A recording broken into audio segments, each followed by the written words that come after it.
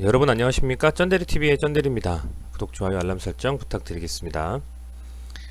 주말인 오늘 그리고 어제 토요일은 그래도 코로나 확진자 수가 두 자릿수로 떨어지는 거진 38일 만이죠. 굉장히 긍정적인 소식으로 시작하게 되는 것 같습니다. 지금 보시는 화면은 코스닥 주봉 화면이고요. 코스닥 주봉으로 봤을 때에는 2017년, 18년 강한 상승장이 왔을 때에 그때에 조금 못 미치는 정도로 어쨌든 이 주봉이 많이 올라왔습니다. 거의 쉴 새 없이 엄청나게 많이 올라왔고요. 코스피 같은 경우에는 아직은 이 2600포인트 라인대까지는 조금 못 미칩니다만 그래도 이 라인대에서 조금씩 그 부침을 겪고 나서는 아마도 이제는 이게 저항이 아닌 지지가 되는 날이 곧 올 것이다, 이렇게 좀 판단하고 있습니다. 다만 나스닥과 다우지수가 조금씩 조정을 좀 받았죠. 그런 부분들이 상대적으로는 조금 우려스러운 부분이 있겠습니다만 11월 13일인가요? 11월 3일인가요?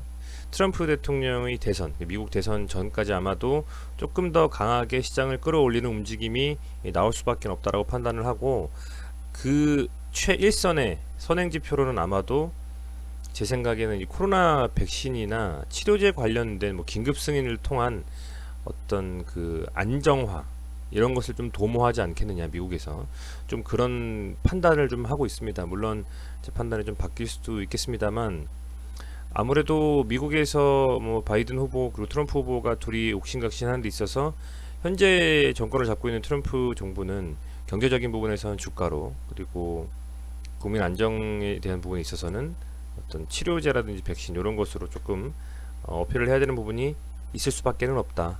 그렇다 보니까 그런 부분들이 어쨌든 뭐 여러 제약사들과의 그 코어를 통해서 이루어지지 않겠느냐 판단이 되고, 그렇게 된다라고 하면 아마도 우리나라의 여러 종목들에도 영향을 분명히 미칠 것이다라고 좀 생각을 하고 있습니다. 지난주에 역시 이때 2상 3상을 동시 진행하겠다라고 시각청에서 승인을 해줬죠. 그랬는데 생각보다 금요일날 시장에서 강하게 가지 못했습니다. 역시 예상대로 오전 반짝하고 밀려버렸어요. 분봉을 한번 볼까요?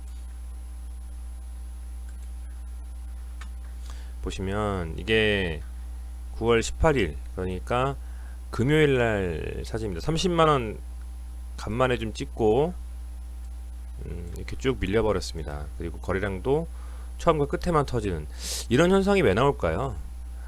제가 생각할 때에는요, 이런 현상은 정말 소위 말하는 단기 투자가 하는 분들, 단기 투자 하시는 분들이 주로 하는 이런 거거든요. 예를 들면 종가에 매수해서 풀매수 해가지고 월요일날 시초가에 판다라든지 뭐 이런 식의 방법들. 근데 이게 아무래도 이슈에도 세게 못 가는 여러 이유가 아니겠느냐. 그야말로 이슈가 있더라도 조금 더 들고 있으면서 진득하니 좀 더 어느 정도 구간까지는 가져가야 되는 그런 입장에 있음에도 불구하고 현재 셀트리온 같은 종목에도 신뢰가 지금 현재 붙지 않고 있다.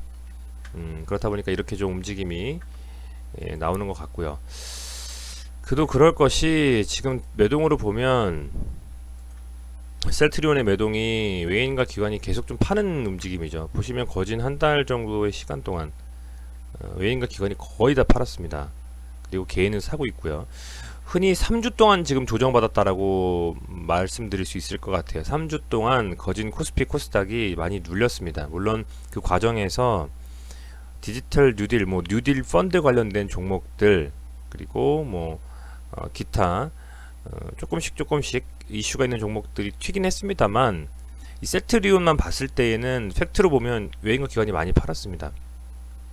설사 개인들이 이 종목의 주포라 손 치더라도 외인과 기관의 수급이 좋아야지 더 상승하는 것은 뭐 두말하면 잔소리겠죠. 그래서 그런 부분에 있어서는 아직은 외인과 기관이 좀 더 슈팅이 세게 나올 만한 어떤 그 명확한 수급에 대한 명분을 제공하지 않고 있다.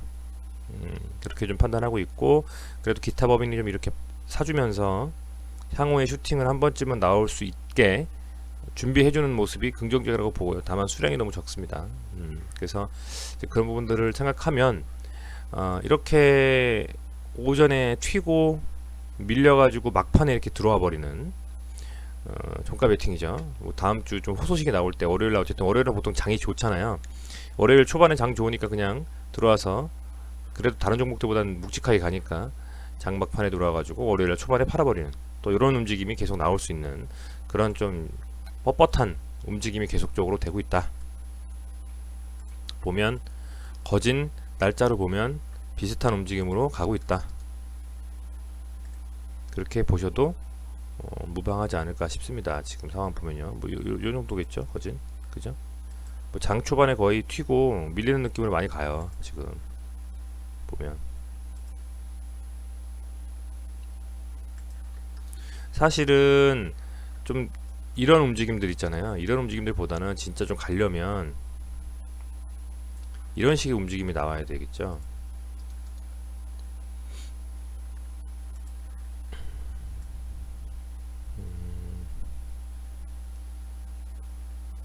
애매하네. 뭐 이런 식의 움직임도 괜찮겠네요.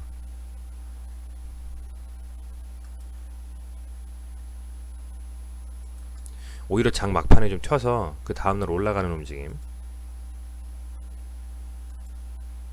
이런 식으로 전 차라리 이런 움직임이 더 낫다고 보는데 이건 반대로 장 초반에 세게 쳐버리고 후반에 밀려버리는 움직임이 계속되니 참 좀 짜증이 나죠.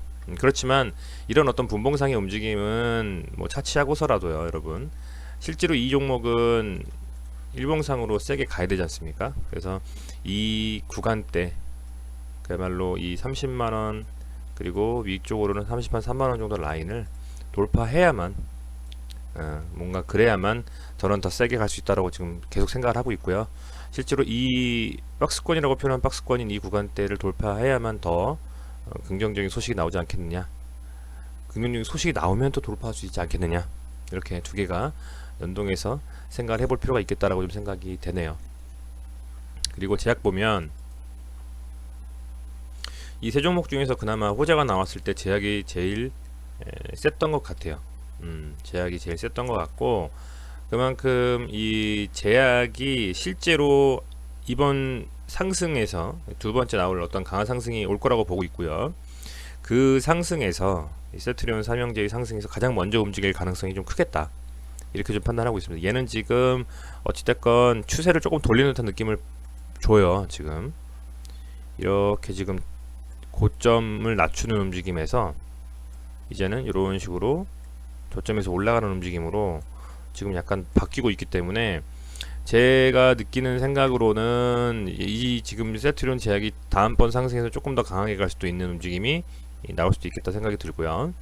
그리고 다만 외인들이 좀 사긴 했습니다만 다음 주에 좀 수급이 중요할 것 같습니다. 이런 식으로 외인들이 조금 더 받쳐주면서 조금 더 들어와 주면서 올라가 줘야만 조금 더 긍정적으로 갈 수 있는 움직임이 있을 거고 또 환율도 지금 많이 떨어졌잖아요. 그렇다 보니까 그런 부분들도 혹시 조금 영향을 줘서 외국인들이 좀 더 들어와 줬으면 하는 좀 바람도 있습니다. 그래서 아직은 또 지켜봐야 될 수밖에 없는 정말 움직임이구나 라고 말씀을 드리겠습니다. 셀트리온 헬스케어도 사실은 뭐 최근에 이제 셀트리온이 안 좋은 JP모건의 리포트 이후에 셀트리온 헬스케어 홀딩스를 설립하면서 합병에 대한 이슈를 조금 시원하게 쉽게 유연하게 끌고 가 보겠다라는 얘기가 나왔었는데 그 중심에 어떻게 보면 이 셀트리온 헬스케어가 있는 겁니다. 그런데 그런 움직임은 뭐 둘째 치더라도 역시 마찬가지로 이 셀트리온 헬스케어도 제약 그리고 셀트리온과 동시에 거진 비슷한 움직임을 가져가고 있고요. 이 세 녀석 중에서 제약이 튀어나가든 셀트리온이 튀어나가고 그 다음에 후발주자로 좀 같이 움직여주는 움직임이 나올 것이기 때문에 현재 상황에서 보면 여전히 기관에서 지난주 뭐 제가 계속 다른 종목들 말씀드릴 때도 기관들이 계속 초를 치거든요. 기관이 계속 매도해주고 막 이런 움직임이었어요. 코스피 같은 경우에도 그렇기 때문에 이 기관과 외인의 매수세가 좀 강하게 시장 자체 코스피에 들어와 주면서 그 일부가 또 우리 헬스케어라든지 뭐 셀트리온이라든지 제약이라든지 이쪽에 들어와 줘야만 된다.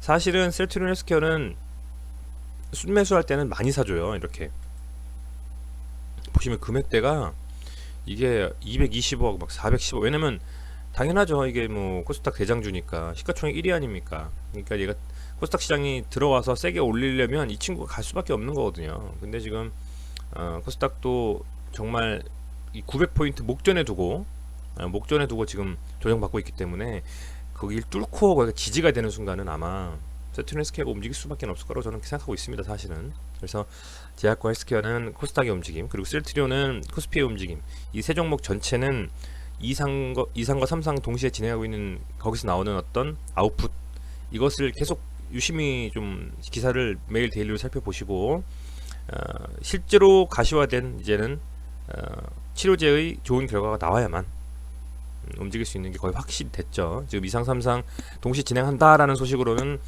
슈팅 안 나옵니다 지금. 그래서 진짜들만 살아남는, 진짜 백신과 진짜 치료제만 살아남는 시기가 이제 됐다. 그래서 추석부터 해서 남은 12월 올해까지는, 보통 이제 12월은 그 기관들이 사질 않죠.